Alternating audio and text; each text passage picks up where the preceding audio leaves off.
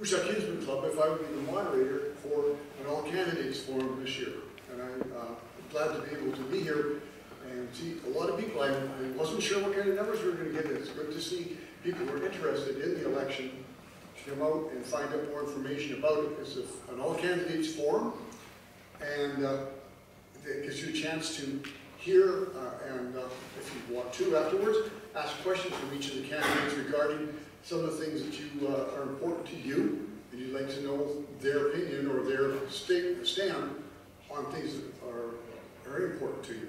So, the Kinsman Club have organized this yearly for many years before an election, because they find that people like to have a forum like this to see the people and hear them, not just read about them, but actually get a little bit of sense of who they are and what they're about. So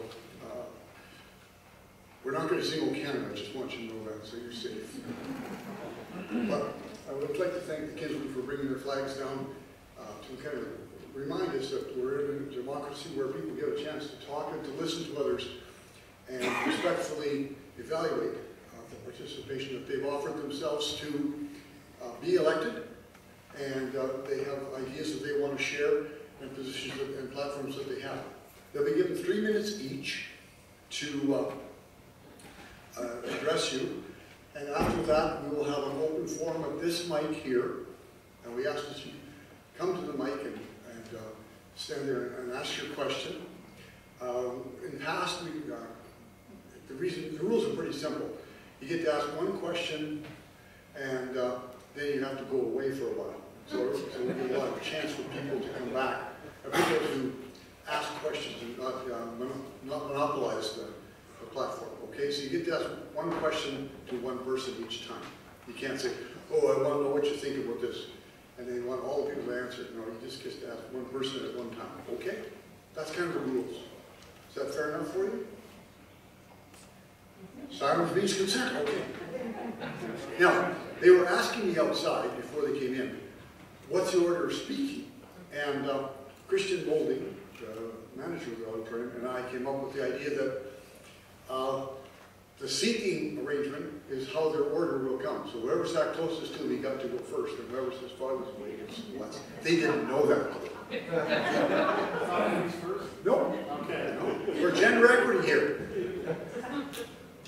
And so, first up is Stephen J. White, and it's his first, he's a business person. I'd like to tell you his ideas about what he would like to do for you if you elect him as a councillor. So, Steve? There. Hello, everybody. Thanks for coming out. I usually don't need these. Okay. Back. Hi, everybody. I'm Stephen White. Thank you for coming out. First and foremost, to clear the air, I'd like to wish my daughter a happy birthday. She's 9 today. The reason I even bring this up is because for me this is all about family. When we moved to Moose Jaw about 10 years ago, we started walking around town and looking around, and it just was so inviting. There was like a park every other block. There was people were friendly on the streets. You're walking downtown clueless because you don't know where anything is, and people would go out of their way to lean over and say, hi, can I help you with something? And for that, to me, is why we chose to make Moose Jaw our home and raise our families here. So when I see the things that are going on in this town, and I counteract that with the potential that I think this city has, that is what motivated me to run for city council. Because I believe that this city has a tremendous amount of potential that is going untapped. We have resources, the people here, the hard work ethic, the opportunities to sell this city as a tourist attraction and bring other people here. I just feel that they're going unused. And we need to bring more of that out. So for me, again, this is all about family.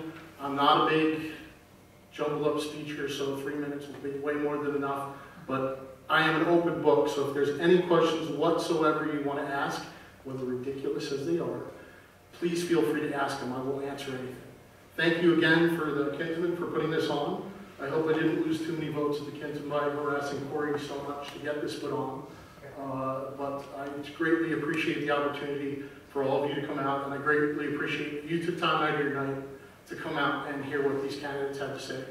And it's been a pleasure meeting each and every one of them. So thank you very much, and have a great evening. Thank you. Second candidate is Mike Bashu. Hi everyone, like you said, I'm Mike Bashu. I'm hoping to be your next city councillor. A little bit about me, because I know some of us are somewhat unknown. I've lived in Moose Jaw for pretty much my whole life. I work for an organization called Moose Jaw Founders for Change, so I help people with varying abilities to, well, I try and empower them to make decisions about important things in their lives.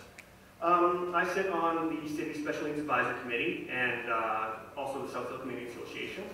I believe that citizens should be empowered to take control of decisions that affect them and not just rely on government to do that for them. As we all know, former Councillor Don Mitchell left some really big shoes to fill. So, and like him, I try to meet as many people as I possibly can and hear their concerns. I find it frustrating when City Hall has pushed forward at times and not recognize that fact.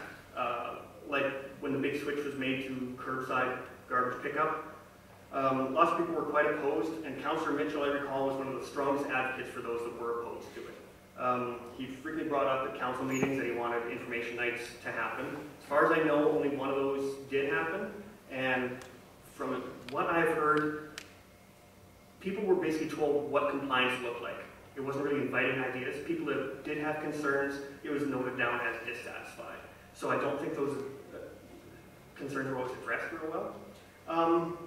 And we were told that the curbside pickup would save us money. When asked how, we were told that the GPS data showed that we would save money. That didn't make a lot of sense to me. Didn't make sense to a lot of people that would have to modify their properties to make curbside pickup work for them. Had they instead said, okay, well, if there's fewer garbage cans out because they're not full, the garbage trucks have to stop less often. Well, that makes sense. So I think that would have helped. Also, if they would have said, there might be fewer people roaming up and down the alleys, tipping over garbage bins, looking for bottles and stuff like that. That's something I could have believed too. So I just think it was presented wrong. One minute. Okay. Also, I do want to point out that City Hall did align with what the citizens want eventually, and that can be a very difficult thing to do. So I do applaud them for that. And I want to point out that the old saying, you can't fight City Hall, doesn't really apply in Moose Jaw. If you're willing to put in the work, City Hall is willing to work with you, and I'm ready to do that work for you. Thank you so much. Thank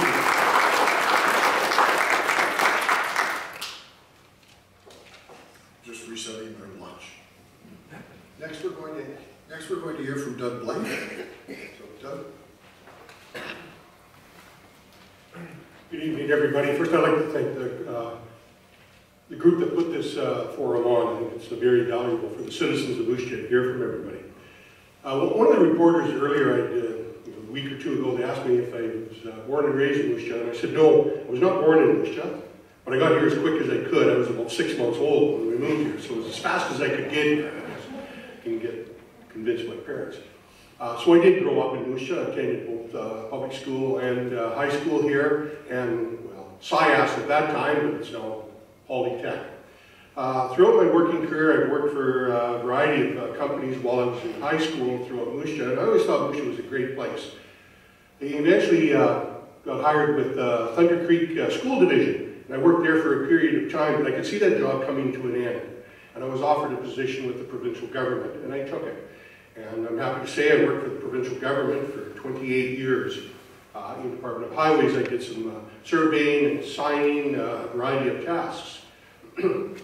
Shortly after starting with highways, we started farming too. This was not an inherited farm. We purchased it ourselves, so it was a lot of hard work that we put into it. While I was with highways, I got involved with the union. I became vice president of SGU for about 10 years, president for 4 years.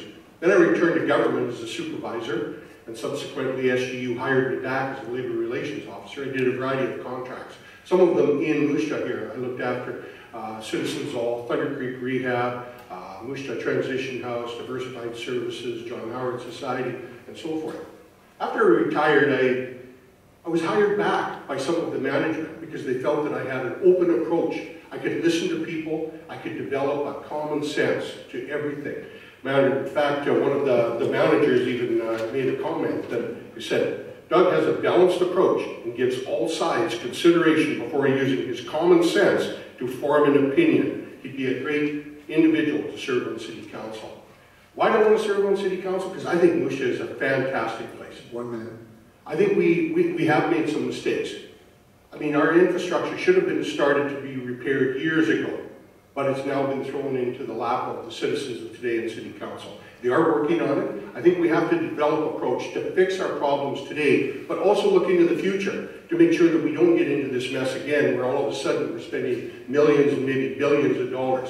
Let's repair the stuff now as we go along, but it has to be done sensibly and with some common sense. Lots of comments on social media about the crime in Moose Jaw, that it's gone rampant and whatnot. I think we have to work with that. We have to make Moose Jaw a safe community. And I'm committed to be your voice, to have some common sense in the City Council, and I look forward to serving you as your new City Council member. Thank you very much.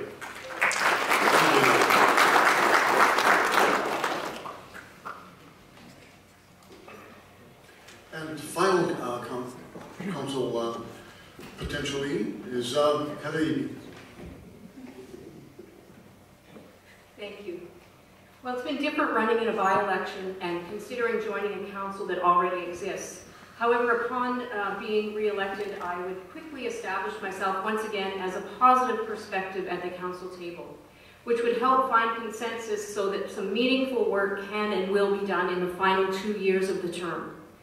In the 2 terms that I did serve on council, we had really good communication amongst the majority. And that put us in a better position to make solid decisions and move projects forward. And I would definitely consider that kind of communication with the new council. And as we all know, infrastructure continues at the forefront in Moose Jaw. We have some huge deficiencies to address, projects that need to be well planned, funded, and then executed. I am proud to have been part of the council that got the city's biggest ever infrastructure budget launched, which the cast iron water replacement plan is now successfully entrenched in the city's work plan and in the budget. However, there are other critical projects that are now imminent, including our water reserves and our bridges, just to name 2. The outdoor pool is soon going to become a big decision point as well. The pool seems like it will be an easy no when it comes to measuring it against core infrastructure.